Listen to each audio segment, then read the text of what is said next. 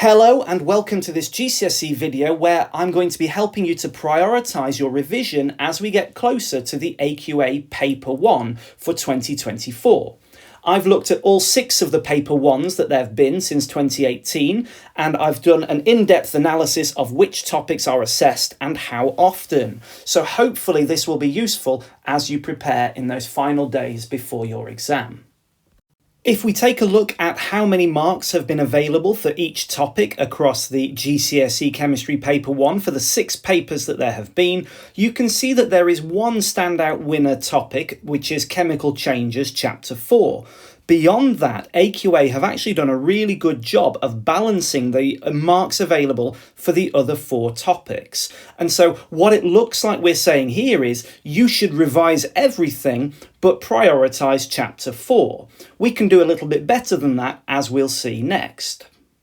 Some of the topics in GCSE Chemistry are actually more than one topic bundled together. So when you unpick those, for instance, separating the periodic table and atomic structure, and separating that big topic 4 into acids and metals and electrolysis, you can see a little bit more of a pattern developing, with the reactions of acids being the biggest number of marks available across the 6 papers, on average 17 marks per GCSE Paper 1, thanks in no small part to the fact that titrations and titration calculations comes into this section.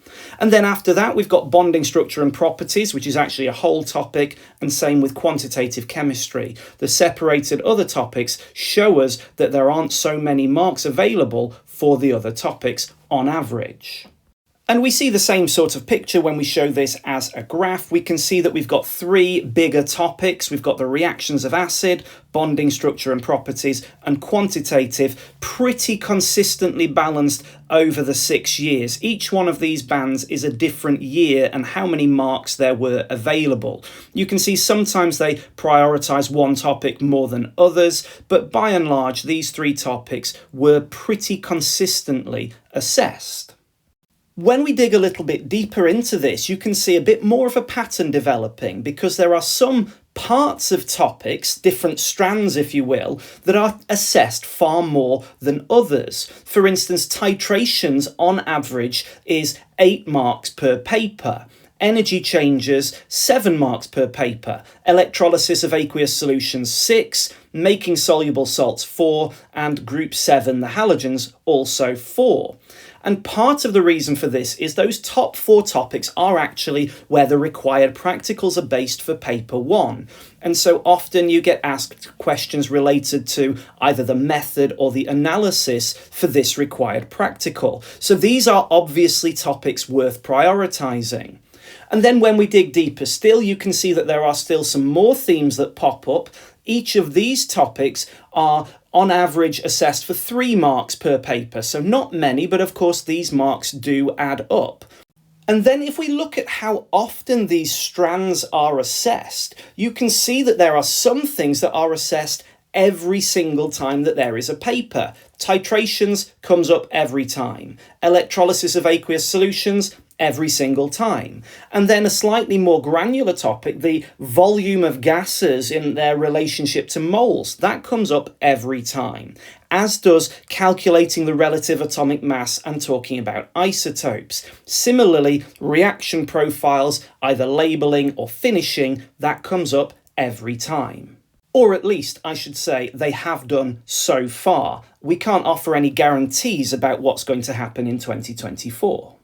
Then if we look at the pattern within the 6 mark questions over the 6 years that there have been papers, in 2018 they asked one about the required practical, a method for how to make a soluble salt, and then gave you some information about hydrogen fuel cells and asked you to compare those to other information about rechargeable cells. In 2019, there was a practical method relating to titrations, and then there was also a titration calculation. 2020 gave a question about structure and bonding for different types of compound, ionic, giant covalent, and simple covalent, molecular. And then there was a mole ratios equation calculation also for 6 marks. In 2021, the structure and properties of graphite was the focus for one 6-mark question, and then there was a bond energy calculation where you actually had to find a bond energy rather than the energy change. In 2022, there was an energy changes required practical, so that's the polystyrene cup reaction method, and then there wasn't another 6-mark question, but there was a 5-marker about reacting masses. And then on the previous paper, 2023, there was another making soluble salt required practical method, along with a reacting mass and gas moles calculations. So what can we learn from this? Well, probably making soluble salts won't come up. That's less likely. Titrations as a method hasn't come up for a while, so perhaps that could come up this time around for a 6-mark question. There hasn't been a 6-mark question on electrolysis method either, but I think that lends itself more to a series of 3-markers than one big 6-mark question. And so what we could also say is, well, maybe a 6-mark question about the structure and bonding of diamond in the similar way to there was for graphite in 2021. Definitely at least 6 marks of content available there. And then finally, were there any strands or subtopics that weren't tested for the last 2 years? Well, yes, there were. There were 4. Cells and batteries, fuel cells, so that's the hydrogen fuel cell, that could be due another 6-marker, the development of the periodic table, and the structure and bonding in graphite. None of those assessed over the last 2 papers. And then just for the 2023 paper, there was no mention of the Group 1 metals. There's normally quite a heavy weighting for either Group 1 or the halogens, and the halogens came up last year, so perhaps this is the turn of Group 1 for 2024. Okay, that's the end of this video. Do remember to try and prioritise everything in your revision, but this should hopefully have given you a hand as to where to focus your efforts and energies. Good luck, everyone.